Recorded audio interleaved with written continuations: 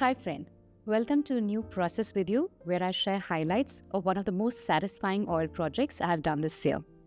Join me as I paint a vibrant underwater scene from start to finish with a limited palette. From underpainting to layering and detailing, this painting of undersea corals promises to be fun. So do stick around.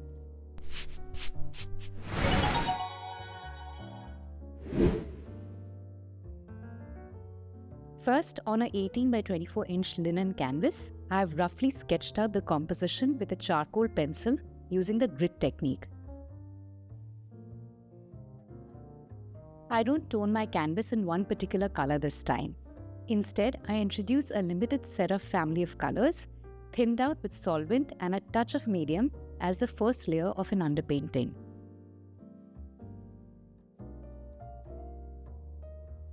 The color palette consists of blues and yellows mostly. Phthalo Blue, Prussian Blue, Titanium White, Turquoise Blue, Burnt Sienna, Yellow Ochre and Naples Yellow. This is largely the set of colors I will maintain throughout the painting, with just a few additions later.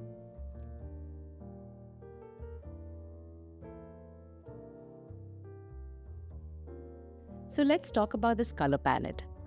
There are two pure pigment or single pigment blues, Phthalo Blue, which is PB15, and Prussian Blue, which is PB27. Both considered cool blues with high chromatic and tinting power, but Phthalo Blue with a more prominent green undertone and Prussian Blue a more muted deep blue. Since a large part of the painting has a lighter cool blue, as a convenience color straight from the tube, I'm using Turquoise Blue, which is a mix of Phthalo Blue, Phthalo Green and Titanium White, thereby staying in the harmony of greenish blues. The extended yellow palette has a cool Naples Yellow and a warmer but muted yellow ochre. That also contains the same iron oxide red pigment as burnt sienna. Next, using another clean, flat, hard bristle brush, I begin to put down the base color for the first coral. Even a usually opaque Naples Yellow is almost transparent at this stage as it has been thinned out with solvent.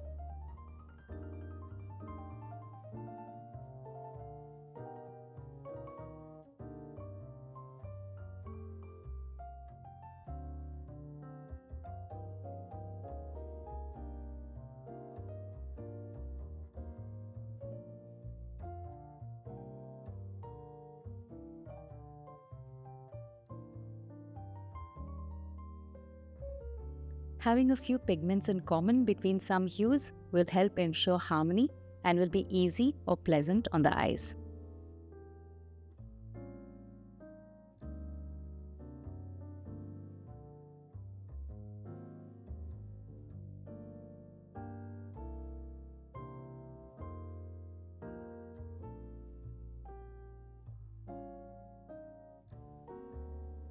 I block in shapes in the background which are rocks under sea. I wipe out some of the paint in relevant places to retain light tonal value.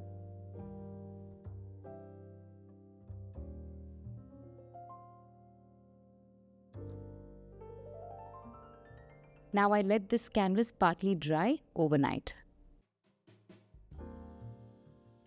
The next day, I switch to a synthetic bristle flat brush, which is softer as compared to the hard bristle brush and will be better suited for the next stage.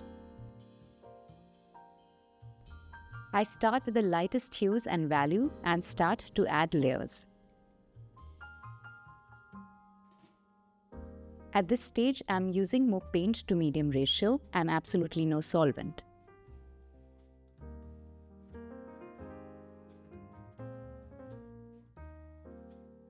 I've also used a bit of cadmium orange in this stage to make parts of the corals pop.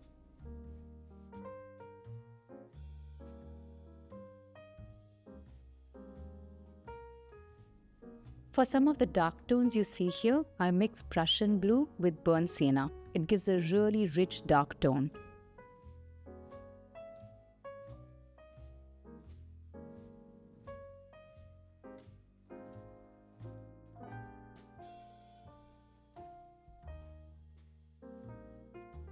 Using the soft brush, I continue to add layers on other parts of the painting, ensuring to clean the brush well in between.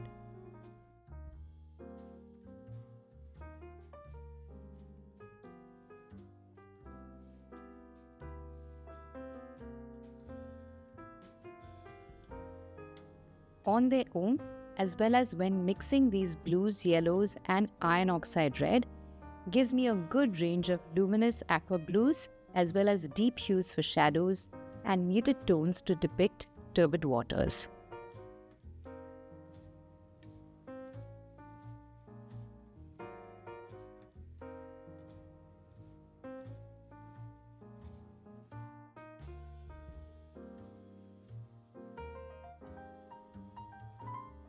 This painting is inspired from a photograph taken by the Coastal Impact team based in Goa.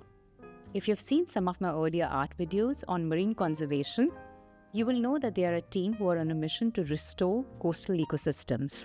They specialize in coral restoration and marine biodiversity surveys to revitalize critical coastal ecosystems. This is not a sponsored video of any kind. But friends, if you love nature, marine life and appreciate conservation efforts, do check out their website. I have pledged my support to them to share parts of proceeds from my art sales from the conservation series towards coral rehabilitation.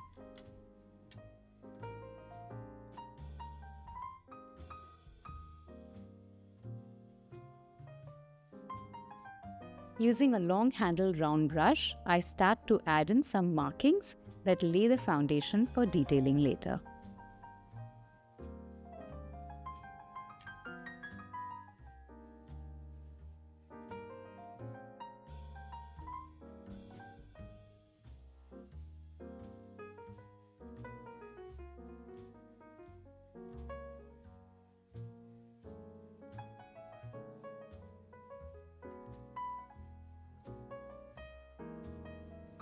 Painting the hard coral below was fun and challenging at the same time.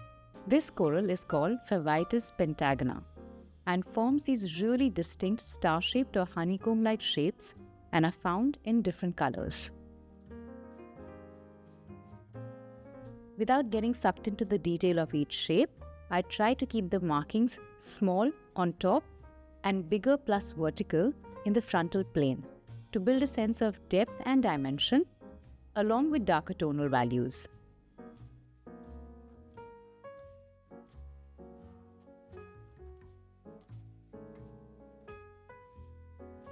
Coming back to the painting, this has been day 3 and it was more of layering with thicker paint to medium ratio and adding initial details.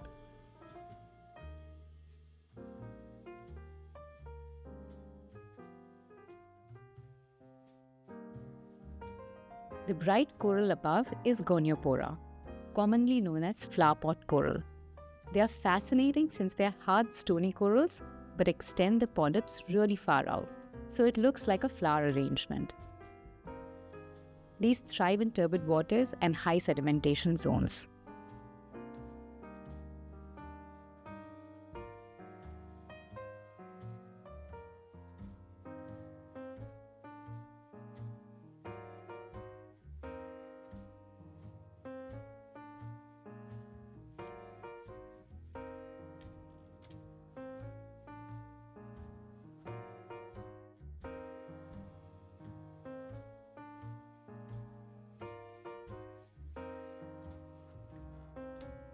I ensure the background is always softer, with blurry edges and not so well defined for the rocky seascape behind.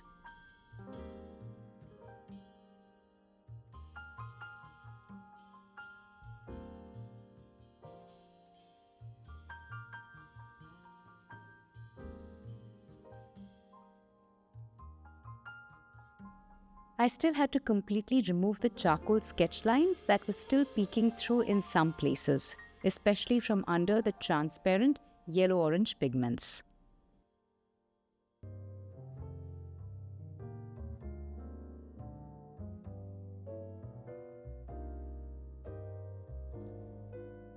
So on day 4, I referred my catalogue of oil paints. And if you haven't seen the episode where I call out the benefits of swatching and cataloging colors, you can check out the link above and in the description below. I switched my yellow ochre from Camlin to Winton's PY42 Pure Pigment, which is more opaque. Since it does not have pigment red 101, the same pigment found in burnt sienna, and which lends it its semi-transparency. Adding opaque cadmium orange and Naples yellow highlights on top of this was easier now, and I could block out the charcoal lines completely. If you're wondering what this little white blob is on the coral below, it's actually a sea snail, usually with a lot of growth in them.